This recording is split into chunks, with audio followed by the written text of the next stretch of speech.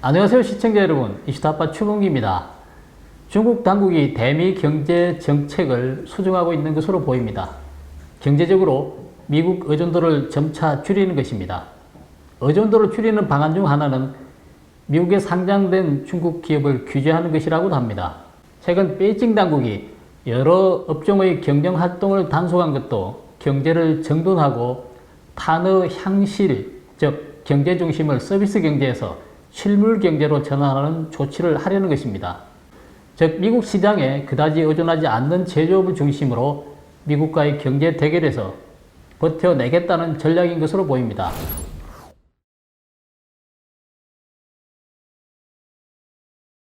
중국 당국은 최근 몇 개월 동안 경제 분야에 여러 조치를 취했습니다. 먼저 알리바바 계열의 엔트그룹의 상장을 중단시켰죠.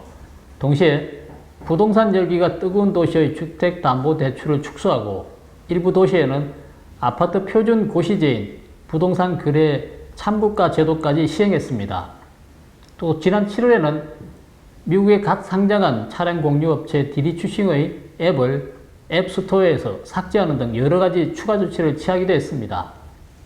앞서 방송에서 수차례 언급했지만 이 규제는 사교육, 음식 배달, 게임 등의 전 업계로 확산되고 있습니다.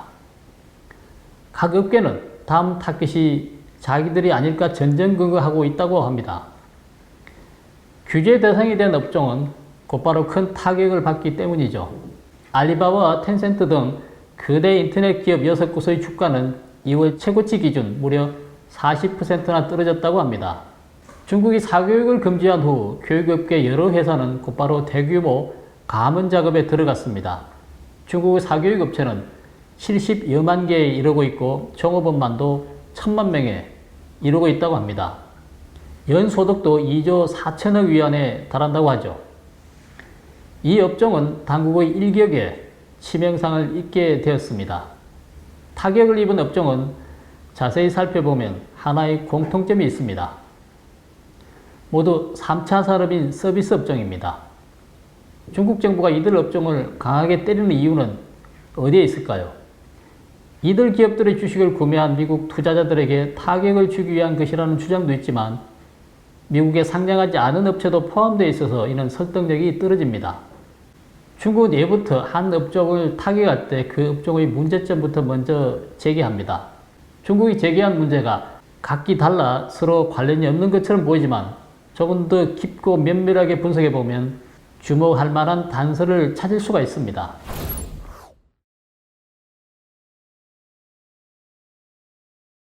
표면적으로 보기에 중국의 이 같은 조치들이 무분별해 보이지만 실제로는 경제를 전반적으로 재정비하는 것으로 보입니다. 중국 정부는 명확한 목표를 가지고 경제활동을 그들이 원하는 방향으로 전면적으로 조정해 나가는 것입니다. 따라서 무작위로 때리는 것이 아니라는 것입니다. 사실 무작위로 때리는 것처럼 보임으로써 그 목적을 철저히 숨기는 수법입니다. 중국 정부의 목적이 단순히 경제 분야에 일부 혼란을 정비하는 데 그친다면 과거처럼 적당한 명분을 내걸고 문건을 하달하면 될 것입니다. 그러면 각급 지방정부는 그대로 시행을 하면 되겠죠. 그러나 이번 조치는 중난하이가 그 의도를 밝힐 수 없다는 점입니다. 그래서 누구도 말없이 묵묵히 일을 해 나가기만 합니다. 여러분께서는 어떻게 생각하십니까? 여기에 어떤 정치적 의도가 숨겨져 있다고 생각되십니까? 이번에 중국 정부로부터 타격을 받은 다양한 업종의 기업들은 대부분 차근차근 성장해 왔습니다. 이들은 또 대부분 공산당 내 뚜렷한 파벌이나 뒷배경도 없는 것으로 알려져 있습니다. 경제 전반을 재정리하는 과정에서 중국 경제는 큰 타격을 입을 수 있어 결코 시진핑에게 덕이 되지 않을 것이라고 추측하는 사람도 있습니다. 그렇지만 중국은 이를 거침없이 추진하고 있습니다. 단기적으로 중국 경제에 미치는 영향이나 충격은 전혀 신경을 쓰지 않는 것으로 보입니다. 그렇다면 과연 시진핑의 목적은 무엇일까요?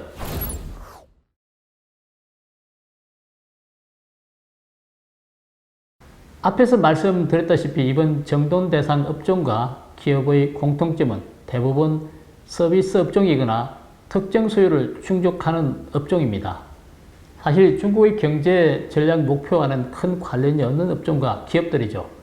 중국은 몇 년 전 경제 전략 탈허 향실 정책을 제기했지만 코로나19로 그동안 중단되었습니다.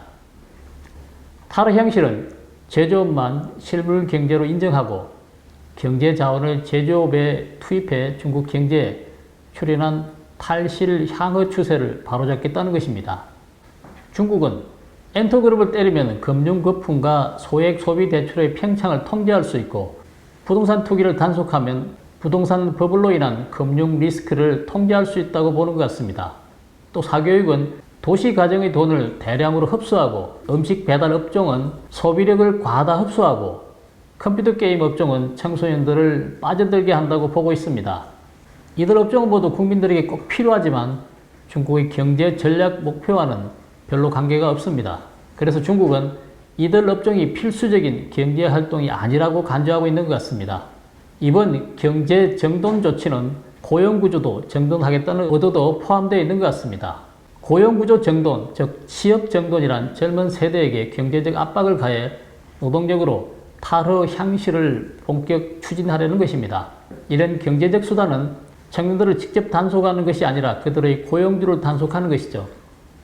즉 고용주들이 경영이 어려워 그들을 해고할 수밖에 없도록 만드는 것입니다.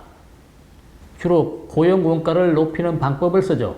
예를 들면 음식 배달업의 경우 고용주를 압박해 배달 비용을 높이게 하는데 이럴 경우 결국 고객이 줄게 되고 그 여파로 배달원 수를 줄이는 여러 가지 목적을 함께 달성하는 것입니다.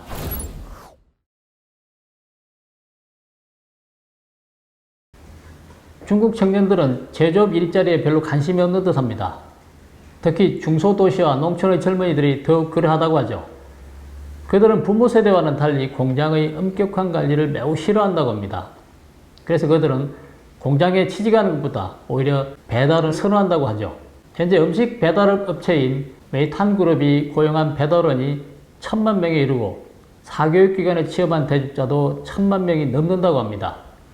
그래서인지 주장과 창창 삼각주 지역의 공장들은 젊은 노동자들을 구하기가 점점 어려워지고 있다고 합니다. 많은 공장들이 고용 기준을 낮춰 건강하고 기능만 있으면 채용하고 월급도 5,000위안에서 8,000위안까지 올렸다고 합니다. 그런데도 배달업계 등으로 이직하는 젊은이가 계속 늘어나고 있다고 합니다. 원하는 직장을 구하지 못한 대졸자들은 사교육 업체로 들어간다고 하죠. 고령화가 가속되면서 중장년층 근로자가 떠난 자리를 청년 근로자들이 채우지 못하고 있는 실정입니다.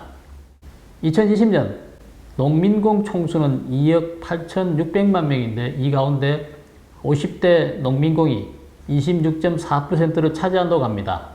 농민공이란 농촌 출신인데 농사로 먹기 살기가 힘들자 가족을 위해 도시로 나와 척박한 환경에서 일하는 계층을 말합니다. 이들은 중국의 대표적인 빈곤층이며 빈부격차의 상징이기도 하죠. 제조업에 종사하는 농민공 수는 2016년 약 8,800만 명으로 정점을 찍었다가 2020년에는 7,800만 명 정도로 1,000만 명 정도 줄었다고 합니다. 농민공은 앞으로 계속 줄어들기 때문에 중국은 경제 정돈을 통해 젊은 세대의 취업 경향을 바꾸려고 합니다. 그들이 음식 배달 업계와 사교육 업계에 발붙이지 못하도록 압박해 공장에 취업하도록 하려는 것입니다. 이 역시 중국의 탈허 향실 목표를 위한 것이죠.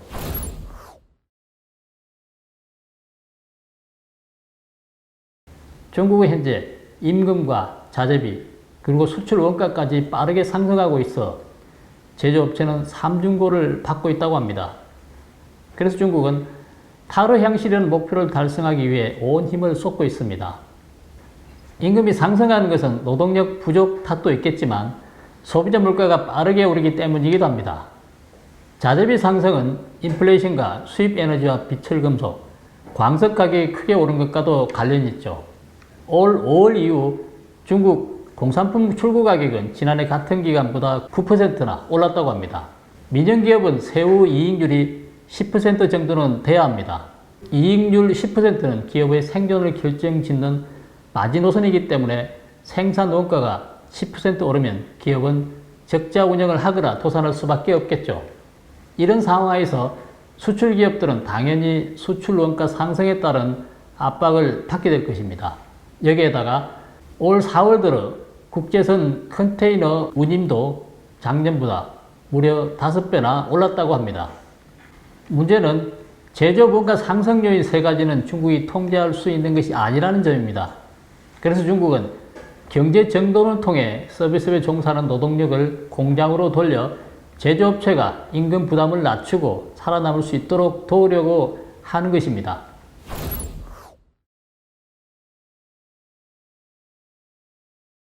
중국이 미국에 의존하는 것이 얼마나 위험한지를 깨달은 것 같습니다. 중국은 국내 경제 전략 차원에서 여러 가지 경제적 분석을 하고 있습니다. 당연히 전략적 의도를 갖고 분석하는 경우도 있죠. 여기에는 경제 분야에서 미국 의존도를 줄이는 방안도 포함되어 있습니다. 한편 중국의 탈허 향실 경제 전략은 중국 국내 경제 환경뿐만 아니라 국제 환경과도 관련이 있습니다. 여러분도 아시다시피 지난 20년간 중국은 미중 관계에서 재미를 톡톡히 봤죠. 하지만 경제 분야에 있어서는 미국 의존도가 매우 높아졌습니다. 이 의존도는 다음과 같은 3가지 측면을 포함하고 있습니다.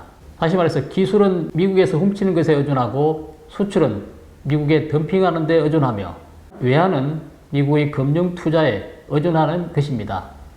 2018년 트럼프 전 대통령이 미중 경제 무역 협상을 시작하게 됩니다.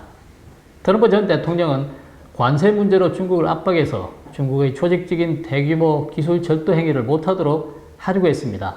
하지만 중국은 기술 절도 행위를 멈추지 않았고 오히려 트럼프 전 대통령을 흔들기 위해 군사적 위협을 가했습니다. 그래서 현 미중 관계 냉전은 중국이 불을 붙인 셈이라는 분석도 있습니다. 바이든 대통령이 취임하면서 미중 관계는 오바마 시대의 미중 관계로 회귀하는 것 같습니다. 오바마 시대 회귀의 본질은 중미 관계는 개선해야 할 뿐 악화시켜서는 안 된다는 것입니다. 미국 금융계, 재계, 학계의 판다허그, 즉 친중파들은 미중 관계는 개선돼야지 악화돼서는 안 된다는 입장이죠. 중국은 바이든이 취임한 후 친중파들을 통해 소통도 해보고 알래스카 회담과 텐진 회담을 통해 정치적으로 맞서보기도 했지만 별 효과를 거두지 못했습니다. 더욱이 중국이 우려하는 것은 미국 의회가 코로나19 기원에 대한 조사에 한 발 한 발 진실에 접근하고 있다는 점입니다. 팬데믹 기원에 대한 사실관계가 밝혀지면 미국을 비롯한 전 세계적인 책임 추궁이 뒤따를 것이고, 이로 인해 미중 관계는 장기간 악화될 수밖에 없기 때문입니다. 그래서 현재 중국은 미중 관계를 오바마 시대로 되돌리는 데 대한 자신감을 잃은 것 같고, 미중 관계를 더 이상 회복하지 못할 수 있다는 비관론이 팽배한 것으로 보입니다. 이 같은 상황에서 중국은 미국 의존도에 따른 위험을 제거하지 않을 수 없다고 판단한 것 같습니다.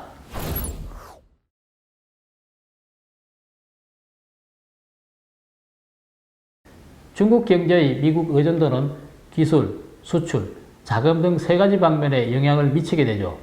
이 3가지는 미국이 효과적으로 견제할 수 있고 중국으로서는 큰 약점입니다.